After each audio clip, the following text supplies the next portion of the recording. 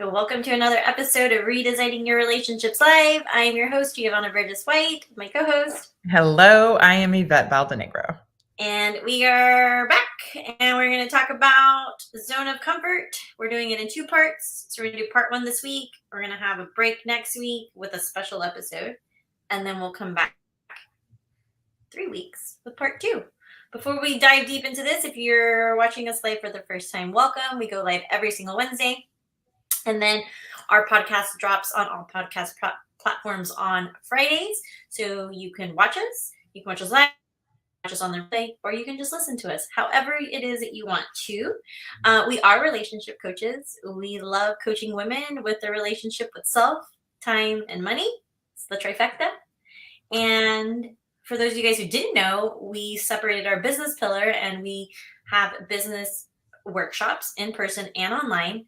And they're currently it because you've asked and we are giving. So if you're looking to really have a healthy relationship with your business, we are also those coaches. And it all starts with you.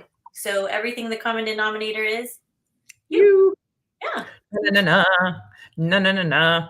Okay, well, and I love that I love that we're opening it up to the opposite sex because, and listen, I think it's time, Gio, because we've done, I think, a great job of everything women, but let's just be real. We live in a world where the other part of the population is men. And this is not about women are better. It's about, we want to give the platform and the resources and the tools because reality, an underserved, half of our population is an underserved community. So that's why we push that. But we both know that no matter where you are in life, your relationships at work, personally, kids, whatever, you are around the opposite sex. Yeah. So it's a team. It really is a team. And what better way to make this world better than to make sure that everybody is on the same page, really working on themselves first. Any dynamic relationship, it takes both people to be working on themselves to be amazing. And so in a marital relationship or boyfriend, girlfriend, or even kids or whatever, it takes those two people. And so I don't know. I just love the fact that we're slowly migrating that way, but it is going to migrate that way. And I think it's awesome. Okay. The other thing I love that we love to push the envelope and talk about realness and real things. There's two topics that always come up, I feel like, with our clients outside of the time, self, and money, because that's the overlying. But then it becomes what we're going to talk about today, the zone of comfort, and people really want to be in their comfort zones. And then the other thing is and we're going to talk about this later on in the year, and I'm going to put it out there because it's going to be so like I can just hear the nails on the chalkboard. Excuses. We are so good at making excuses. My name probably is next to the excuse chart 101. I'm right there. I'm getting out of it I'm saying I'm out of it. But today we're going to talk about the comfort zone. And really, what the heck does the comfort zone even really mean? Right? Yeah. All right. When I was thinking about this, I really thought I want to make it super easy. When you're in your comfort zone, meaning taking care of yourself to maybe hiding, there's two ways that you are doing this. You're either in a positive zone or a negative zone, and you're either working to console yourself, and even in consoling, there can be like the positive and negative, or you're concealing things. Yeah. Most of us are in the zones that are not so great when we're consoling ourselves, which is masking, and concealing, which is masking, but we're all doing this in a zone of like, oh, but it's going to be fine. And we just mask. And we think that we're doing okay, but we're really not. If we're in any of these negative zones, it's really tripping us up in our growth process. It's like we hit a hurdle, we hit a wall, we hit a place that's like, we're just not growing anymore. And we think that we're okay because in some of these ways, being comforted is consoling. It does make you feel temporarily better. So let's just talk about what the two differences are between console and conceal real quick. So what is consoling? It's just comforting at a time of grief or disappointment. And then what is concealing? Keeping it a secret so no one knows. I'm going to say right now, unfortunately, I have walked in both of those. I've lost someone in deep grief where you just really do want to be consoled. But I've also gone through the consoling where maybe I've done an action or done something that wasn't so great. And so I'm kind of like internally grieving. And then the concealing part of it is, I think you see it in kids so often. It's like the kid goes and takes something from the cookie jar, right? And then you ask them and they're going to conceal it in their pocket. They're like, no, I didn't take them, Mom. But you know that they did. We're just the older adult versions of those little kids. We have learned to mask the heck out of concealing what we're really going through. Do you want to add anything to any of that? No. Okay. Dun, dun, dun, dun. Gio's quiet today. So, Gio, are you concealing something? No, I'm not. I'm letting you take lead just because I'm not in a zone of comfort right now. Hey, it's the real world. So, and okay, that's one of the things too. I know we really want people to understand. We're people too. We go through things like our last couple episodes. Shit does happen. Go back and listen to those because they're great examples of, oh my gosh, this stuff really does happen. And we walk ourselves through these things all the time. We're not some magic genie that, we get to go through life not experiencing these things. We do go through life experiencing these things. Okay. So what are some of these comfort zone challenges that I feel like it's hard for us to get over? Okay. Fear grips us. Fear comes in and takes over like no other.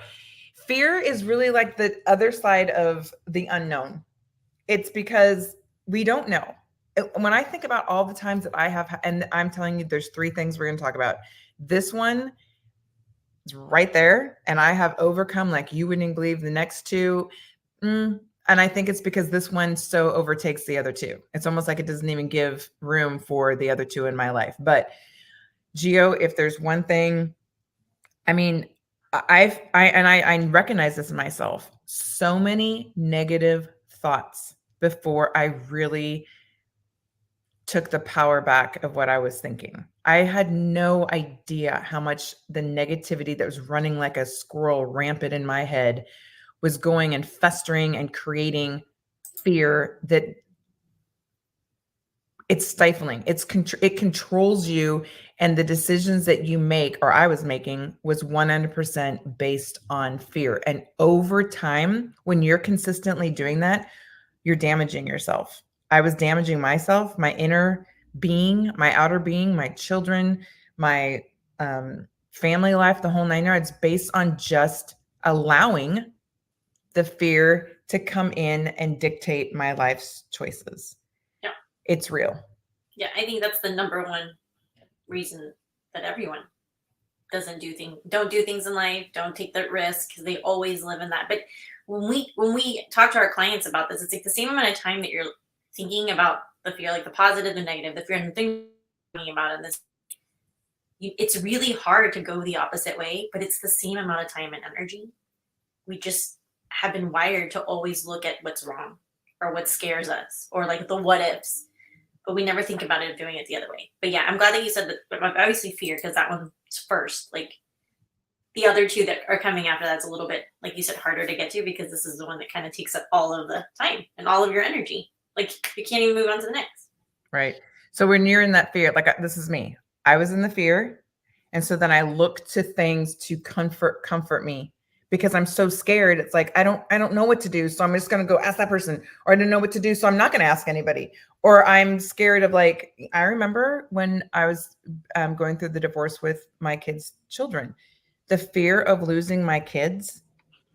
I thought certain things, and I can't even believe that I even allowed myself to think that that was even an option. Now I look back at it and I go, how could you even think that? Well, because of fear. The thoughts in my head were telling me something that was so diabolically wrong, than farther from the truth than reality. But I believed it. So again, my actions what I did, how I said things. My entire being was based on the fear of the unknown or the fear of those thoughts that were in my head. Not a great, and then I would conceal things. Not a good place. Okay. Number 2. Mm. Whew. Discomfort. Being uncomfortable. Oh my God. It's like, oh, I don't want to do that.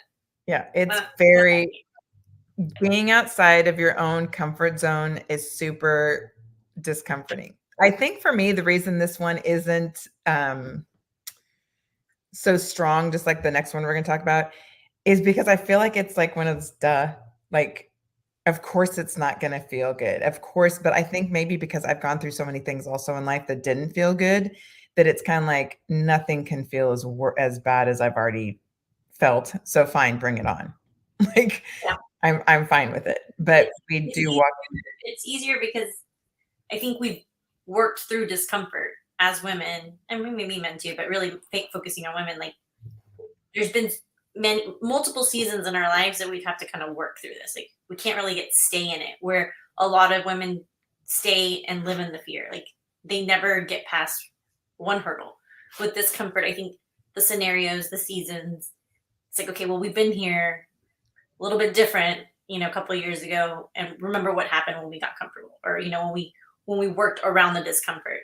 It wasn't as challenging, I guess I can say, that we think, because there are some things that we've been in situations. Like I said, your divorce and my divorce, years longer than mine, but it's still over decades ago. Let's just put it that way. And I was like, now I go, oh my God, I'm like, I was so stupid. Like, why did I think that way? But that's just because of what we had, the tools, the resources, what we were, society, what people were telling us. It's the same thing. I mean, now we grew. Thank God we grew, because if we still thought that way, then that'd be a bigger problem. Yeah. And I like what you said about the seasonal, because I feel like discomfort is just seasonal. It's temporary. It's not, there's really not a lot of things in life that we go through that just continue and continue that is discomforting. Somehow, some way, we find a way out of it. We make a different, we change, we grow, because most people don't want to be discomforted. And yeah, I mean, I think about the discomfort I felt and the fear that, again, from the divorce years ago. And now I look back and I go, I no. But yes, those 2 top. And then the next one, which I only laughed when I put this on because I was like, if there are 2 people who face failure with okay, it's going to happen, I think it's the 2 of us. But I also feel like the reason we can say that is because we actually have gotten out of our discomfort or our comfort zones and already know that we're going to fail.